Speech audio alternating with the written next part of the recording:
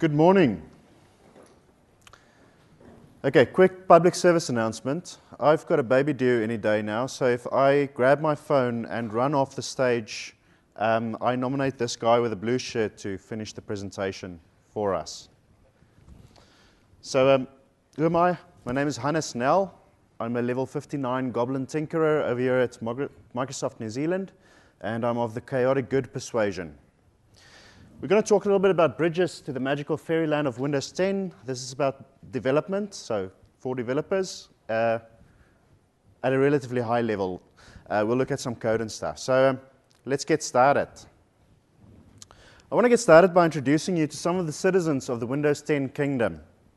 Now, the borders officially opened about a month ago, and in this month, we've managed to attract 75 million of these devices to our kingdom. Okay, so these are laptops, 2-in-1s, desktops, a variety of those kind of devices, what we commonly refer to as desktop class devices. Most of them have made the journey from Windows 7 or Windows 8, and the Windows 10 devices have started rolling out, and a bunch of new devices have just been announced this week at the IFA conference. Pretty soon we'll be pushing over-the-air upgrades to tens of millions of Windows phones. Apart from all these existing phones, there's also going to be new Windows 10 phones. Now, you'd be happy to know, as has previously been mentioned a few times, we're releasing some new flagship devices as well. So that'll cater to the enthusiasts amongst you. But then also Acer has just now this week announced some budget devices and then some premium devices that will actually support new features like Continuum. So it's not just going to be Microsoft with Continuum on that scale. Xbox One, there's quite a few of them out there at the moment. These devices will start running Windows 10 apps really soon as well. So that's real exciting if you are developing something like a news app, a shopping app, or a media app. Now, if that kind of thing isn't your cup of cake, you're more of a line of business enterprise developer, you'll be real excited about the Surface Hubs. Pre-orders have opened for these ones. It's looking really, really good, and they'll start shipping in January. And then from the big to the small, we get Raspberry Pis and Minoboard Maxes. So for the other tinkerers over here in the crowd, these guys are running a version of Windows 10 called Windows 10 IoT Core, which allows you to run your Windows 10 apps in a headless or monitor environment. And then lastly, the Holy HoloLens. I've been told that putting one of these imbues the user with the ability to hear the magical flapping of fairy wings. I don't know how true that is, but hey, we're all free to believe what we want, right? So the thing about these devices is that they need something. There's something that these devices need to bring the magic to the users, to lead a fulfilling life where we can empower the users to do more. And that thing that they need is apps. All of the apps. Now, there's already a lot of apps there, but there's a whole class of apps that is not. And so in this session, we're going to look at where are the apps, what is the quick ways of bringing them across, and then we're going to focus on a few of the new bridging technologies that we announced a while ago at Build. We'll look at demos of these technologies, so how to bring the apps across, and then how to pick the right one for your scenario, and what to do if mobile isn't the way forward for you. So let's start by looking at whatever kingdom you're from. So the first big one over there for us is the Windows platform. If you've written a Windows 8.1 app, what we used to be called as a UAP app or a store app, you're well on your way to having a Windows 10 universal app. The path from the Windows 8.1 app to the Windows 10 app is very, very, very short.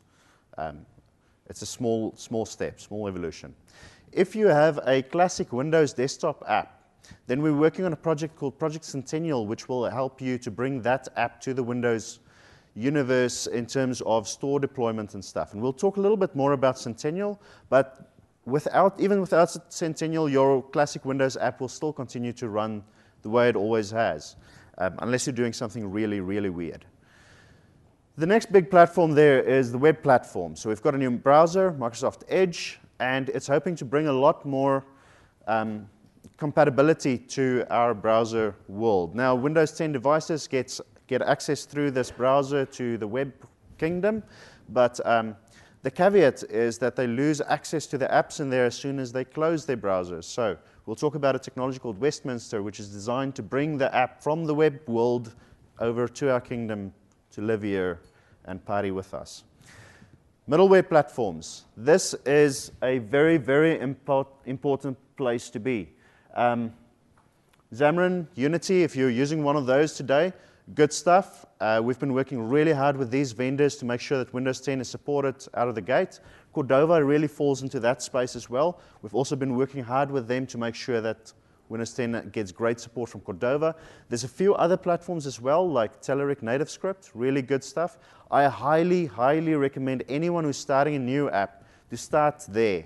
Not with a default tool set, but look at one of those. These tools have evolved a lot over the last 2 years. They were hard to work with 2 years ago. They're much, much better now. There's very few apps that actually won't work through one of these middleware platforms. But the thing that I really want to get to in this session is the new mobile bridges. Like all of this other stuff is pretty much, it's been around for a while now, right? It's not new, it's just getting a little bit better. What is new is the mobile platform bridges, Astoria and Islandwood. So traditionally this has been a pain point for us because there's a lot of good apps that only exist on iOS and Android. And bringing those apps over kind of required the developer to rewrite the app. It's unfortunate, it's expensive, there's not a lot of appetite for that. So we've built these two new mobile bridges to help ease your app over the borders from there. So at a high level, what's the difference? Well, Astoria is what we use for Android apps. Both starts with A, so that's easy to remember, right? The Astoria bridge is for an app developed with Java or C++. You use your favorite Android IDE, which is probably Android Studio, since that's the only one that Google these days still support. But it could also be Eclipse or something like, what's the other one that people use? I forget. Anyway, so Android Studio is probably the one that you'll be using. It gives you a really high code reuse rate. So you take your app and with very little, if any, modification, you can run it on a Windows 10 device. Now, it's got low flexibility. Why is that? It's because some of the Android APIs you won't be able to use. While you can call into Windows APIs, you also won't have access to all the Windows APIs. Okay, so it's a little bit less flexible in functionality. It's also currently less flexible in reach because it'll only be supported on Windows 10 mobile at the moment. There's talks about bringing it to other platforms, but nothing's been announced in that space. The other one is Islandwood for iOS apps. Note the I, that's how we remember that one. So that's for Objective-C code. And it works a little bit different from Astoria. You take your Objective-C code, but you use Visual Studio to build your app. It gives you a medium to high code reuse based on how much of that Objective-C code you want to continue using. But it's a very flexible option because what you're doing over here is you're building a proper Windows Store app using the Windows runtime stuff. Your output is a regular Windows Store app that'll go to all devices and have complete access to all of the Windows APIs. So let's dig into these two a little bit more. We'll start with Astoria and specifically how it works, right? What is the flow here? So we'll do a demo of this in a minute as well. So if you don't quite get what we're talking about, just hold on. So we take our Android app, we open it up in Android Studio, and if we're using Google Play services, we need to replace those Google Play services. That's the first part of Magic that I'll show you in a minute. What we do then is we build our APK. This is a Windows flavor of our APK. We upload that to the Windows Store. In the Windows Store, they run the testing, analysis, and stuff on it, and then they repackage it as an AppX. This AppX app gets downloaded by our user from the store, and then on the Windows 10 mobile device, so your phone, it runs inside an Android subsystem. This is the second big piece of magic to this process. So let's look at these two magical things. The first thing is the cloud services, right? Those Google Play services. So what happens when we replace it? Well, we're not changing our code. What we're doing is we take an interop library that gets provisioned to us from the SDK, and we package that with our APK. This interop library follows the Google Play API specification, which means that our code continues to work. So in this way, we can change our code from using the Android Play services for things like notifications to the Windows notification service on this Windows device. Instead of doing our in-app purchases through the Android Play store, our in-app purchases will go through the Windows Store. Mapping. Instead of using the Google map, we'll use the year map or the Microsoft map, the Bing map. It's got so many different names and flavors, but it's all the same thing. So that there's a list of some of the services that gets replaced, but we'll get to some more of them. We'll get to that later. So platform redirection. This is the Android subsystem. What is the Android subsystem? It's not a VM. Okay? We don't spin up a different Android kernel and then run it up against that. What we do is we take your calls that you make to the Android API and we redirect those to the Windows kernel. This means that you continue to get the resource management and the security advantages that you get from the Windows kernel as if you were running a Windows app. Okay, it was more work to do it that way, but it means that we get better performing, more secure apps because we don't have to run a second kernel with hardware access and then worry about which one is doing what. So let's jump into a bit of a demo and see how this stuff really works. So the first thing that I wanted to show you is how do we get the Android SDK. And we'll go to a thing called SDK Manager, which gets installed as part of the Android SDK. Cool. So this is what it's like. This is what we use when we're developing Android apps to update our SDKs and our runtimes and stuff. So to add the Astoria SDK, we would go to Tools, Manage Add-on Sites, User-defined sites, and we add the URL of our Astoria SDK in there. This then causes to, when you go down here at the bottom, at Extras, to add the Microsoft Services SDK over here in the bottom. Okay, this means that if we post updates to it, it'll show up over here, you'll get a little notification in Android Studio, and you can just automatically update it to the latest version. The same way as if though you were doing Android stuff. Now, what does it bring to our machine? If we copy that line there and then go there, just like that.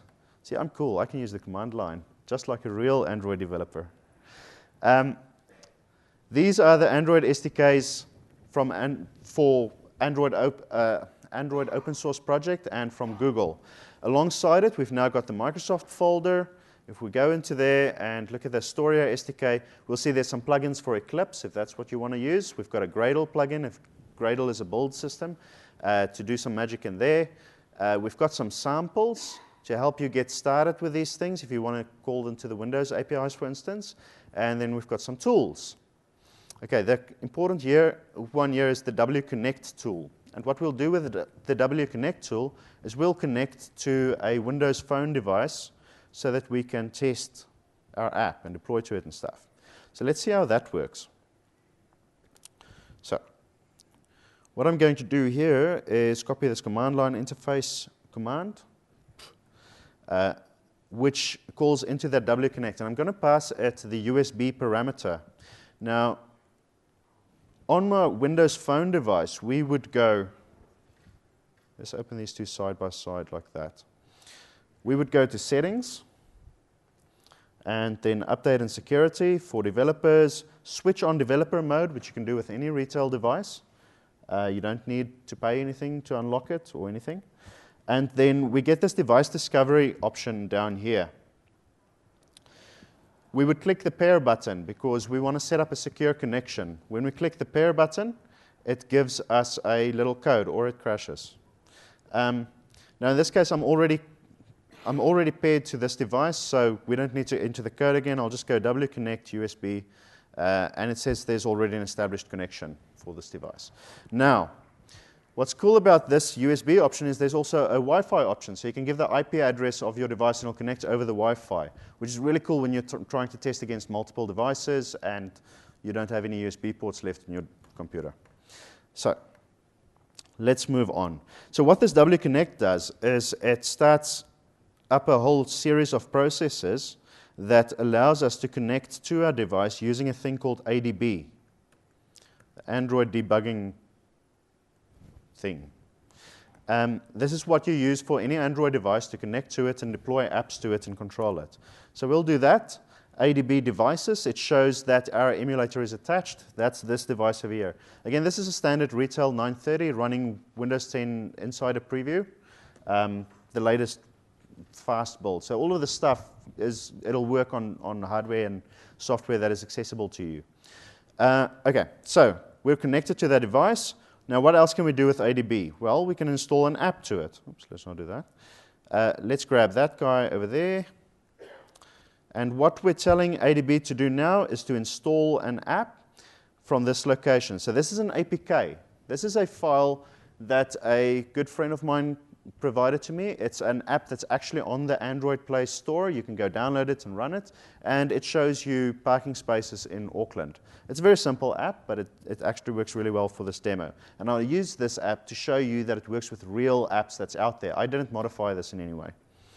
So we'll hit that, and then this app will start copying over to our device,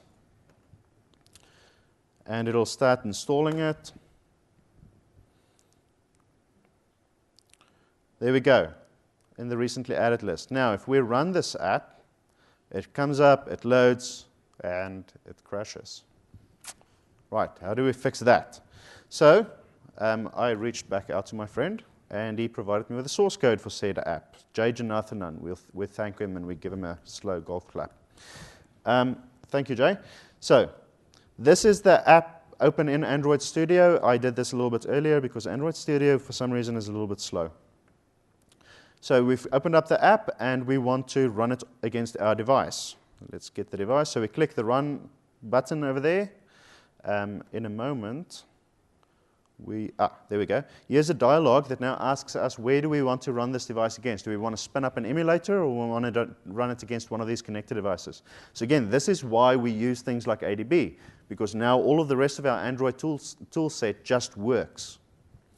Okay, so we'll select that app, and we'll check the box to stop bugging us, and then it'll go on with that. So now we've got a session running. It's installing the app. It's running a device shell command. So on the device now, this is terminaled into the device using SSH. So it's installed our app, it runs it up, it crashes.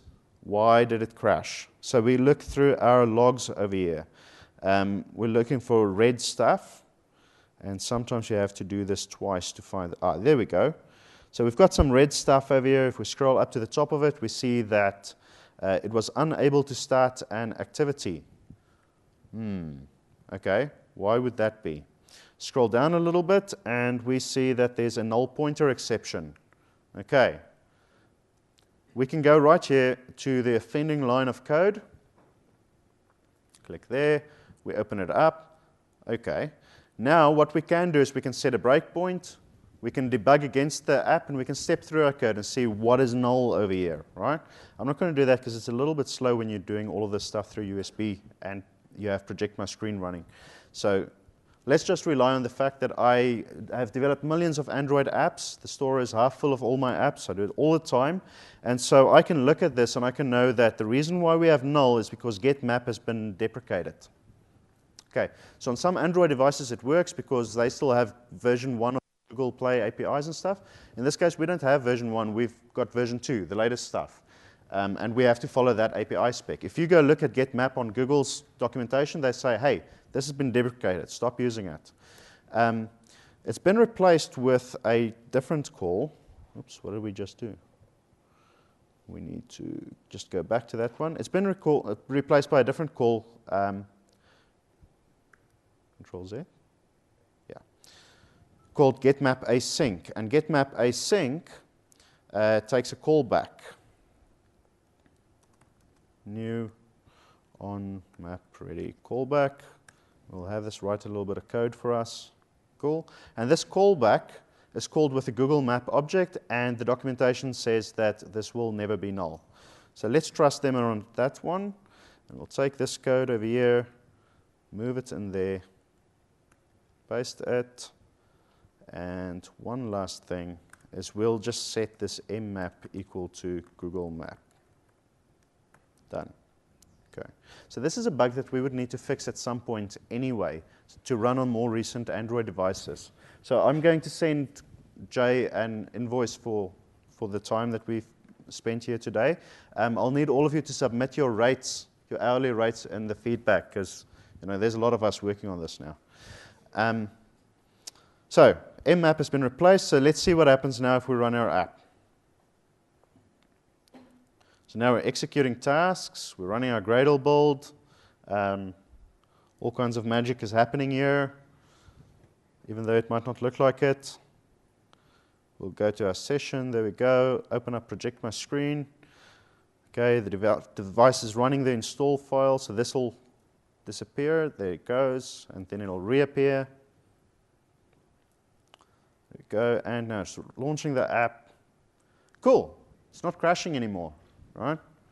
But what is happening now? See, what this app does is it uses the Google Maps, which is a Google Play service, which is not available on this device since it is not a Google Android device. This is more like an Amazon device.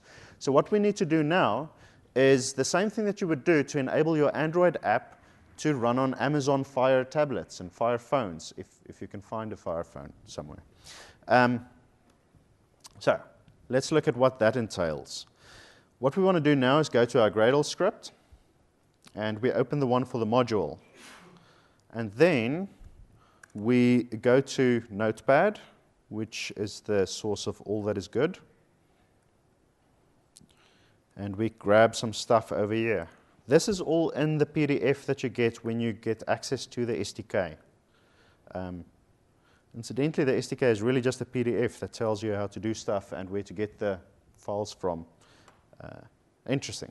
Okay, so build script. This is telling Maven to look at this URI for repositories. Okay, it's adding it to the list. Maven is a build system.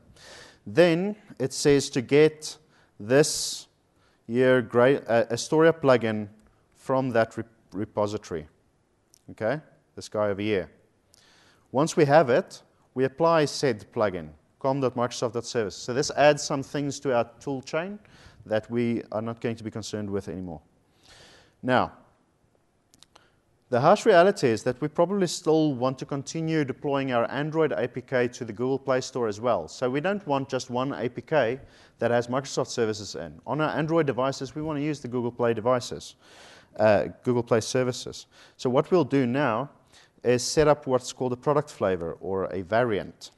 Okay, so after build types, we put these in, and this tells us we want a Windows variant and we want an Android variant. Now, the last step to that is to say over here, when we build the Android variant, compile the Google Play services into it. Okay? When we build the Windows variant, use the Microsoft services. Okay? That guy there. So, let's save this file. We'll sync it. We'll open up the build variants box down here, and we'll see that there will be new variants. Now, previously, that would have just said debug and release.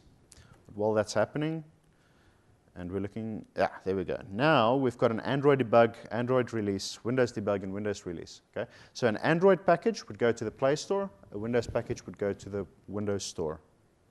Now, there's one more thing that we need to do in here.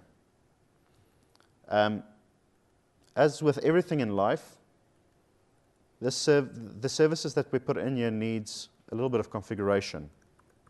Okay, so we'll add a file called microsoftservices.xml, and we will go to great lengths to make sure that we type the name correctly. There's an indirect proportion to the number of typos that you make and the size of your crowd. Actually, not an indirect, it's a direct relationship. Microsoftservices.xml, cool. Now, into this file, we'll put this little bit of XML over here, and this is the configuration. Okay. Now, I'm using the Maps stuff over here, so I got a key from Bing Maps from the developer portal. If you want to use the notification services, so push notifications, then you will put in your client secret and that kind of stuff in there. If you're using the Bing Maps ad or the Microsoft Ads SDK, then you would put in your ads key over there, etc., etc., etc. So we've got all of that stuff in there. What's that about? Let's see if we can run this app now. So we've hit the play button, and it's doing the Android build again. It's doing some stuff. We've got our session running. That's always good. Hopefully nothing breaks. Okay, I've uninstalled our app. reinstalling it. Go, it loads. Ah, okay. That's because we've got Android debug selected over there. We want Windows debug, not Android. Okay. Let's try that again. Everything that can go wrong in this whole process, that's one of the easier fixes. So we've got a Gradle build running. There's errors. This is starting to worry me now.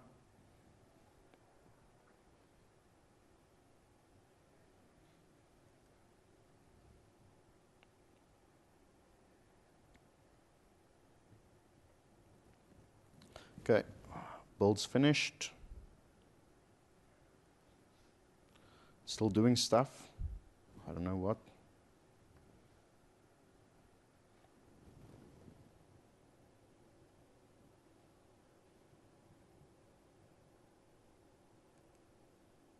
Let's just try that one more time.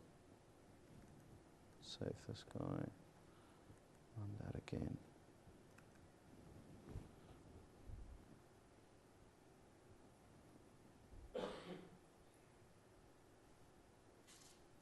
Dude.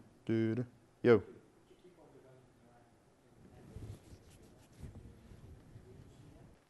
Yeah, this will continue developing in Android Studio. You're not going to use Visual Studio for this. And these tools will run on OS X as well. So if you're using a Mac for your development environment, you can continue doing that. Okay, cool. App's been closed. It's been uninstalled. Now I'll reinstall it. Launching it. Let's open Pray.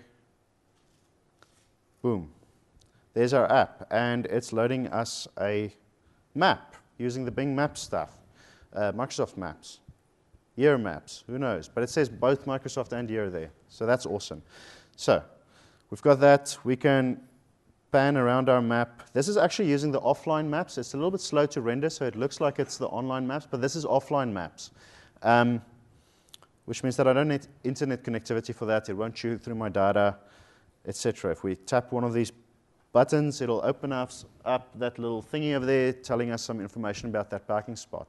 And just like that, in around 10 minutes, we've migrated an Android app over to Windows and used some of the built-in services and stuff, which I think is pretty impressive because a few months ago, you would have to start from scratch and rewrite this entire app in Windows. Okay? So let's close down this thing and head back to our presentation. So the next one that I wanted to talk about is Islandwood. Okay, so how does that compare?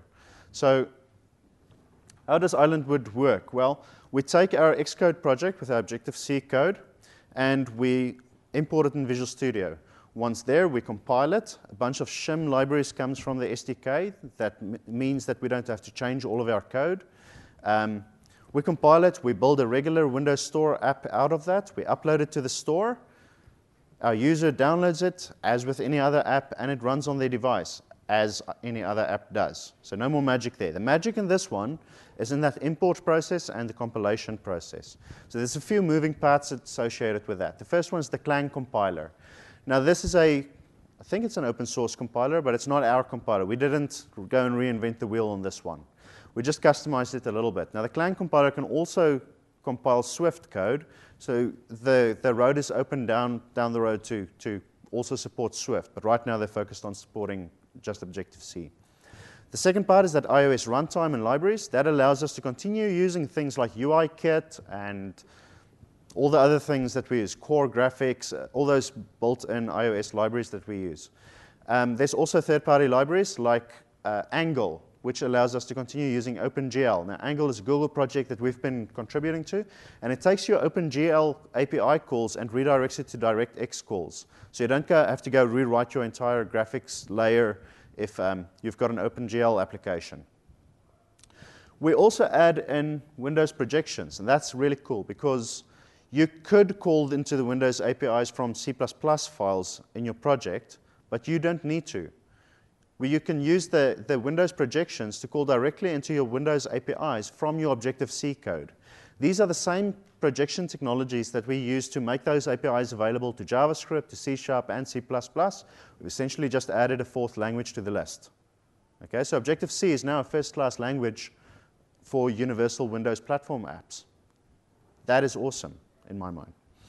Then the last piece over here is the XAML compositor. And what that means is that we can actually mix in XAML controls with our UIKit controls, which is really powerful if you want to start swapping out things like the pickers for the built-in native pickers to get that Windows look to your app. There's also another cool side effect to it that I'll show to you in a moment. So let's head over to a very, very quick demo of this stuff. So we'll start by closing that down. We won't save it. Then we'll go there, Islandwood, open up our script, get the command, and paste it. Okay, so when you get the SDK, now this is an open source SDK available on GitHub. It's a work in progress, but hey, you can be part of that progress. They take pull requests. They aim to have this finished by the end of the year. Finished being a relative term, there's always more to be done. So in the SDK, we get some binaries. We've got this VS Importer tool over here. We'll use that in a minute. We've got some includes. This is the libraries and the iOS runtime stuff that I was talking about. Then we've got some samples that'll help us get started with this technology to see what's happening there. Okay, so that's the SDK. Let's quickly have a look at how that importer works. So what I want to do next is open up a little, this guy over here. This is an app built by a dude called Ray Wenderlich, and he does lots of iPhone tutorials and huge blog posts. He's got lots of stuff up on GitHub. This is one of his tutorials that I've just downloaded from GitHub, and we'll credit him verbally on this one. Thank you, Ray. So I have never met him. I hope he's a good guy. Anyway, I have not modified this in any way. This is exactly as he made it for deploying to the iPhone. So we'll see it's a standard Xcode project that uses Objective-C, etc. There's all the Xcode stuff. Now the next thing that we'll do is we'll run that VS Importer tool. So we'll change directory, and we'll run our VS Importer on that. Okay. And now the output here says that it generated some stuff for us. Now, going back to that directory we were just looking at, we see that there's now a solution file, and there's this VS Importer folder. If we look in there, there's some stuff for Windows 10, etc. You can go dig through that. Now, what's important here is that this is an additive process. We didn't change any of the files that we ran this on, which means that you can continue using those files in your iOS project. So it's not, you don't have to fork it at that point. You may at some point want to fork it, but you don't have to. This is shared files at this point. So if you're writing your Windows app using it, you want that to be additive as well. Okay? Now if we look inside the solution, we'll now see that there's some headers over here. These are the headers that was extracted from the project that we used. And then the implementation is all in here. There's also support in there for Windows 8.1, but I haven't tried that. I don't know how well it works, but I invite you to give it a go. I'll leave it as an exercise to the reader. So we'll set this guy as the startup project.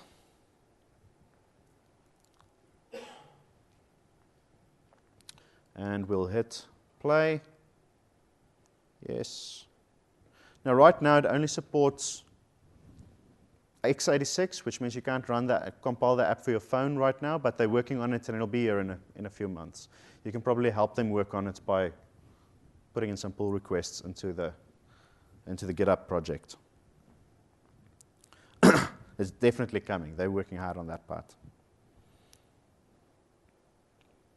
So it's coming. It's building. We can see this output. Yes? If you say Objective-C is now first class citizen, can you actually create those projects in Visual Studio and start a new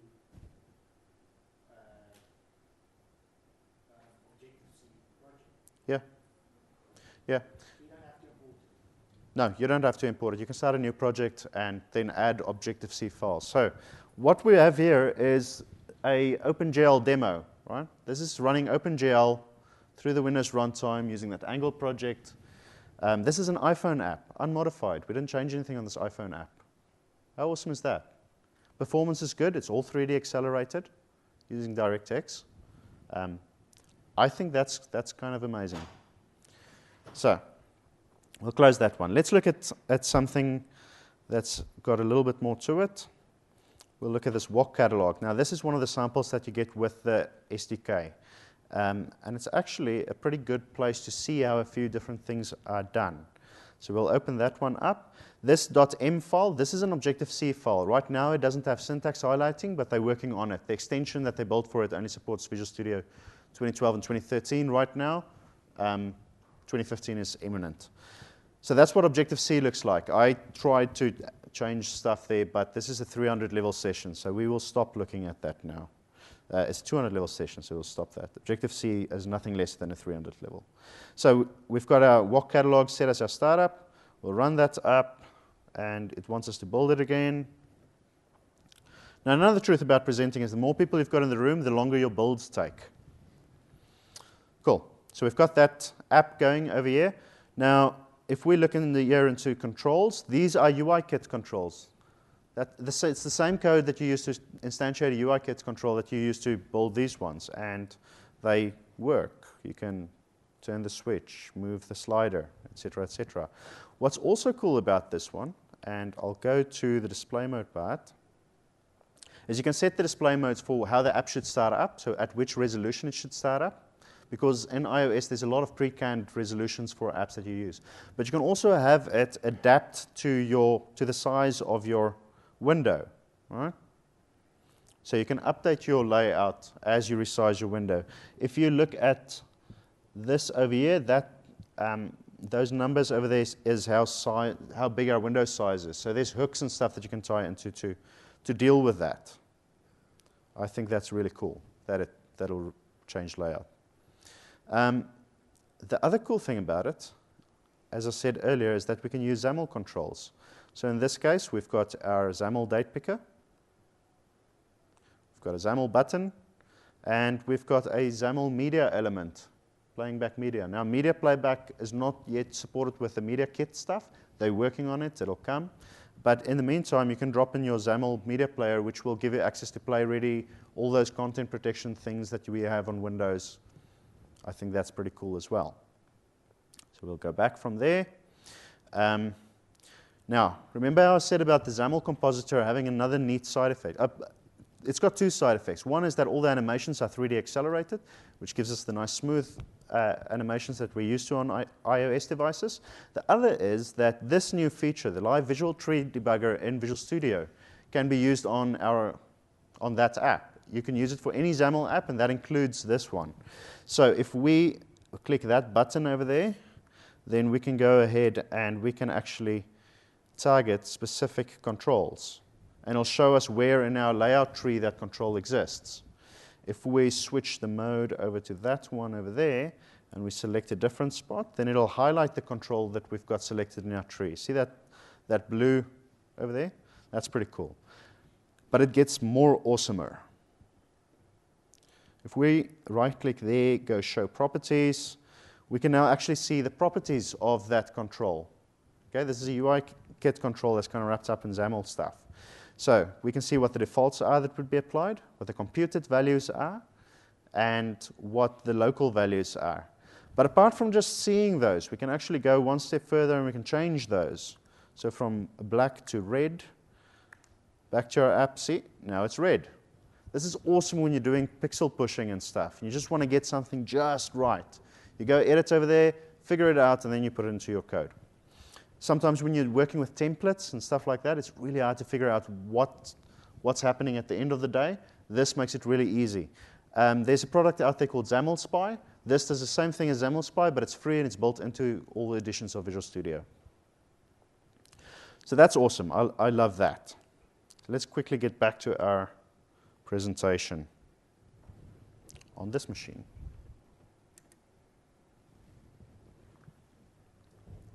Okay, so I've shown you two ways of bringing your mobile apps over. So how do you pick? All right? What's that framework that we use? The first thing that we think about is what's the limitations of each of these bridges? Because there are limitations. They're not a cure-all. They're not a silver bullet. They won't work for every scenario. Well, firstly, on the Astoria stuff, our biggest limitation is device reach. Right? It'll only go to Windows 10 Mobile, but it'll also only go to 1 gig devices. So all those Lumia 520s will not be able to run Astoria apps. A year from now, that may not be as big a problem, but you need to understand what Windows phones your customers currently have. For some companies, most of their customers will have 1 gig or more devices. For them, Astoria will work. For other companies, if it's a game, for instance, 70% of their customers might have Lumia 520s, in which case Astoria is not a very good way for them to go. Okay? Now, the Islandwood stuff has different limitations to it in terms of like third-party libraries. You may need to get the source code for that library so that you can compile it as part of your project. Or you might need to get a pre-compiled version of that library that will work with it. So know those limitations. Consider your long-term strategy. What are you going to do a year from now when you've got lots of Windows users, right? Maybe Astoria is a really good stopgap in the meantime while you write a Windows app. It allows you to get some telemetry from your users based on what they download from the store and what devices they're using for your app. So consider that. Maybe part of that Windows movement is to rebuild the entire platform for all of your platforms in something like Xamarin or Cordova so that you can consolidate your code bases. And then finally, consider your resources. A lot of iOS developers use Macs, and their hands start kind of going up in flames when they touch a Windows PC. Will your iOS developers be willing to work with Visual Studio on a Windows device to bring that app across? Your Java developers might be more keen to do that kind of stuff, and therefore you might want to use Astoria for that. Okay. So what's the other choice? If none of this works for us, well, build a native app, or bring your web app over, or bring your desktop app over and start from there. So let's look at some of those options. We're not going to look at standard Windows, building a standard Windows app. There's lots of other sessions that covered that. So Centennial, I mentioned that earlier. Centennial is what we do to bring our WPF or our COM, those kind of apps across. And the idea behind it is not to change how the app works, but rather how it is deployed. So what we do with it is we run a small analyzer on the installer while you do the installation, and it takes a catalog of what does your installer do. Where does it copy files? What shared files does it use? What does it do to the registry? It then creates a package that goes up to the store, and when a user installs that package, it will recreate what your app did, but in a sandbox location. Okay? If your app was writing things to System32, it creates a folder inside that sandbox location called System32, and it redirects all calls to Windows/System32 to that folder. It puts a copy in there of any shared files that you need. It puts a copy in there of the pieces of the registry that you need, which means that that registry doesn't get loaded up when the computer starts up, but rather when your app starts up and needs it. Okay, so this has two advantages. One is that other apps and things on the computer is much less likely to break your installation. The other advantage is that you are much less likely to break anything else on the machine. Okay? This is really important for BYOD scenarios. Deploying .NET desktop apps to random computers in your company, home computers of people, that's hairy, right? Anyone who's ever tried that knows that's hairy. There's so many things on that computer that can interfere with your app. It also means that if that computer is unenrolled through Intune, you can pull that app out and it completely removes all the app and all of its traces, leaving the user's computer in the state that it was in before they installed it. So your employees are more likely to enroll their machine, knowing that the apps that you push down to it won't break the stuff on there. Now, if you've ever had to deal with MSIT and the applications that they push down to our computers, that's a legitimate concern. Yeah, so that's what it's about. It's about replacing that deployment logic. Now, when your app runs in that sandbox location, it still runs as a full trust application. So it's got complete access to everything that it always had access to. All of the Win32 APIs. There's no restrictions on this. You can bypass all those redirections if you want to, but we ask that you stay responsible. So there's more monitoring and security on these apps from the store standpoint. but you can do with them pretty much whatever you want. We see it being used more in those BYOD line of business type scenarios, but we are looking at using it for things like Visual Studio and Office and various other Microsoft things. Adobe is looking at it for things like Photoshop and so on, which is large applications. The other advantage to this deployment technology is differential updates and automatic updates. If you update the package in the store of your 4 gig application, then the updating logic will just look at what's the binary diff between that package and what needs to be on your computer and just download that differential. So it's not a 4 gig download to change the casing of your file tools menu. Okay? That is huge for your users as well. The other thing that you can do when we talk about full API access is that you can add a second process which does run as a Windows process, which means that you can now participate in things like share contracts and other app activations and other things that only Windows runtime apps can do. We're working on a way for you to easily be able to communicate between your full trust process and this other process and to activate each other. So if one of these is not running or suspended, then you can activate it from the other and then do message passing between them. This is basically the same as when you're using a brokered Windows runtime component, but in reverse. The idea is that eventually you'll be moving your UI across to your Windows process and anything else that makes sense, and then eventually that Windows process app part of your app will be a full-blown UWP app that can run on any device. Okay, that's important because a full trust process will only ever be allowed to run on desktop class devices. They will not go to HoloLens, they will not go to Surface Hub, they will not go to phones. Okay, only desktop class devices. So to extend your reach, you would migrate it to a UWP app. But you can do that at your leisure, slowly and as it makes sense for you with the resources that you have. This stuff will be ready beginning of next year. We currently don't have any public builds on this or anything that I can show you without jumping through many hoops and making you sign forms. So, next one, Westminster. I'm really excited about Westminster. Westminster blurs that line between web and Windows. It brings the web to Windows, making it a first-class citizen just like apps. Now, we've had a variation of this where you could package your HTML and JavaScript content as a Windows app and run it on the device with full Windows runtime access. What's new with Westminster is that you no longer have to package your content. You can just set up your manifest, tell your manifest to go look on the web, and then get the content there and run it as a Windows process, which gives it extra access. And we'll see how that works in a minute. We also support offline content, so you can package stuff with your manifest if you want.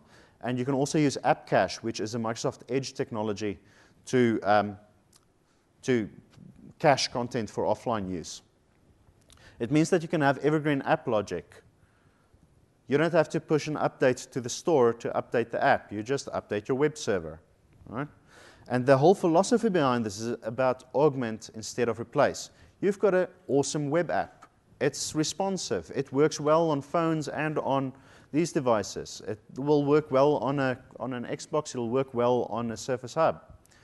Why do you need to rewrite all of that so that you can add push notifications to it? Or so that you can add Windows Hello to it, fingerprints to log people in? Why? No, just add it. This is an additive process. It's about enriching that app. So let's see how that works for us. This is going to be a very, very quick demo.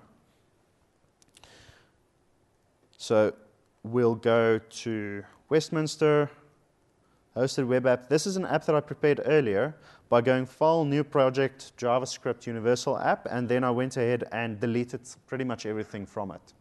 So what we're left with is a manifest, a certificate, and some images, so like the splash image, the icon for our app, and so on. We then opened up the manifest, and we set the start page to be this URL. So thanks to the guys from CodePen for providing us with an app over here.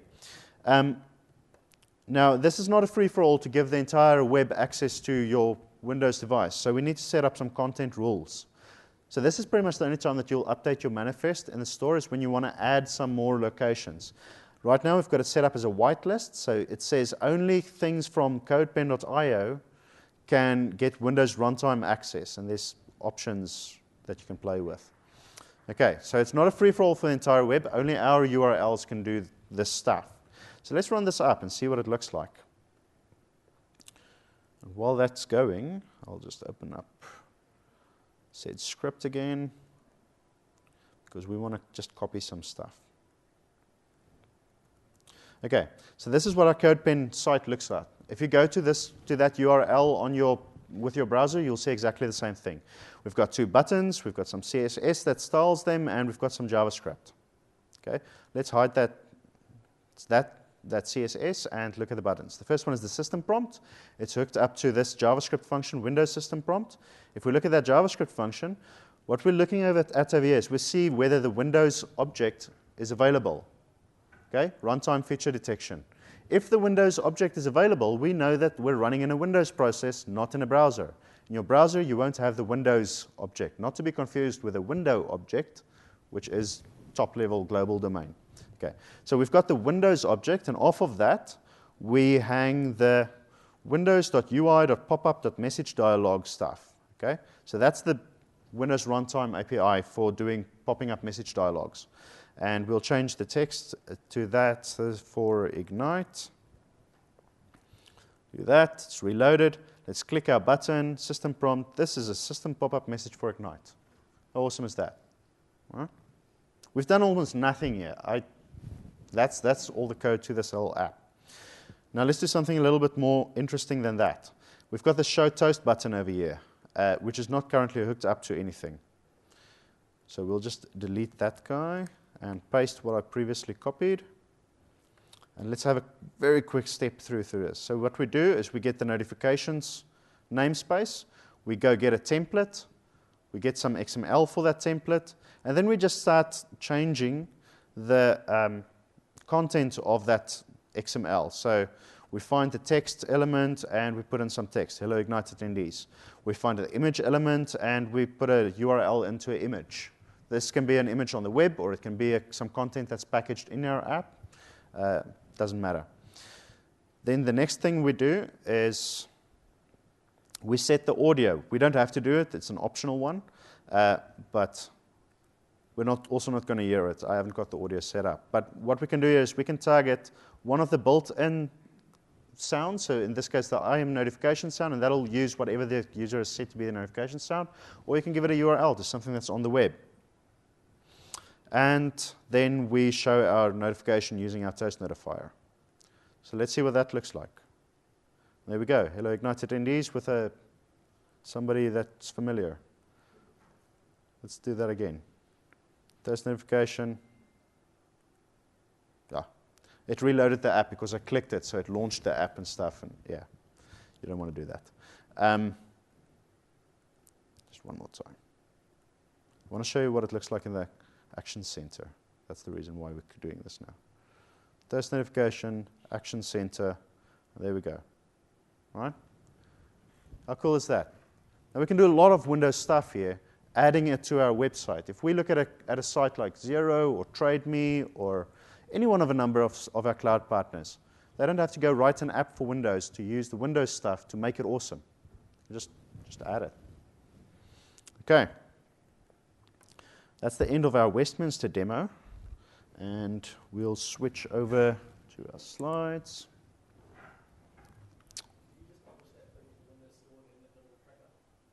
You can publish it, yeah. Yeah, it's just those 3 files. The images in those 2 files is all you need to publish it. I would pack in an error file for if the user launches it without connectivity the first time. There's a file that you call like error.html, and that contains your error logic. And then there's some things that I would add with it over time, but to start off, that's all you need. Okay. Now, let's wrap up. Whatever kingdom you're from, okay, we've talked briefly about bringing our Windows apps over using Centennial. We've talked about our web platform. Some of the cool things that we can do in there. We've talked about middleware platforms. Again, Astoria and Islandwood is cool. My recommendation for a new app is to start with Xamarin or PhoneGap or one of those. We are wasting tremendous amounts of developer time today by not using those kind of tools to do cross-platform development. Now, the tools 2 years ago was hard to use, and some may even characterize them as rubbish. The world has moved on in the last 2 years. The developer platforms have moved on, the operating systems have moved on, the tooling has changed tremendously. Google and Apple fixed their web views recently so that Cordova apps can run fast and nice. Really look at those middleware platforms to start off with. And then we looked at things like Astoria and Islandwood, because the reality of the world that we live in is that a lot of these apps are already written in the default toolchain for that platform. So we want to bring those apps over, and it doesn't need to be hard anymore. And so with that, Windows 10 for all of the apps. We can have all of the apps. We already have a lot of apps, but there's a few more that we need. And there's great advantages to doing these apps. Some related sessions, they're all in the past now. So if you've got a time machine, we can go have a look at them. Yeah, lots of good resources on the web. TechNet and MSD and Flash, that's our newsletter. It'll inform you of any events that comes up. We also write about meetups in there and new news announcements if new things come out, etc. Virtual Academy has great content for you to learn about certain development things, not just apps, but all kinds of Azure and infrastructure, and go have a look at it. It's awesome. And then all of these things that I showed you now, you can go get some more in-depth presentations on them from Build 2015, which is published on Channel 9. All of the Build sessions are there. Just go have a look. You don't need to have paid $3,000 for the ticket and lots of money for the flights to get to Build. You can watch Build on Channel 9. Please do your evaluations if you like the sessions. If you don't like the session, don't do your evaluation. But there's prizes to be won. Thank you.